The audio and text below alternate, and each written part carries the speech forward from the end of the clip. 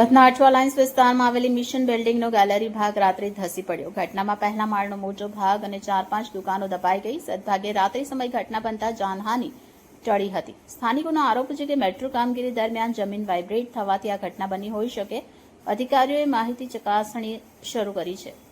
તો શહેરના અઠવા લાઇન્સ વિસ્તારમાં આવેલ જર્જરિત મિશન બિલ્ડિંગનો ગેલેરીનો ભાગ રાત્રે અચાનક ધસી પડ્યો. આ ઘટનામાં પહેલા માળનો મોટો ભાગ નીચે ઢળી ગયો અને ગેલેરી નીચે આવેલી 4 થી 5 દુકાનો પૂર્ણપણે દબાઈ ગઈ હતી. સદભાગ્યે રાત્રિના સમયે દુકાનો બંધ હોવાથી કોઈ જાનહાનિ થઈ નથી. સ્થાનિક વ્યાપારીઓ અને રહેવાસીઓનો આરોપ છે કે નજીક ચાલી રહેલ મેટ્રો રેલ પ્રોજેક્ટની કામગીરી દરમિયાન જમીન ખૂબ વાઇબ્રેટ થતી હતી, જેના કારણે જૂની અને કમજોર ઇમારતોને નુકસાન થયું હોઈ શકે. એક દુકાન માલિકે કહ્યું કે આ બિલ્ડિંગ વર્ષોથી જર્જરિત હતી, પરંતુ સ્થાનિક અધિકારીઓએ ક્યારેય સલામતી તપાસ નહોતી કરી. મેટ્રોની ખોદાઈથી ઇમારતોમાં ચીમડાટ શરૂ થઈ ગયો હતો.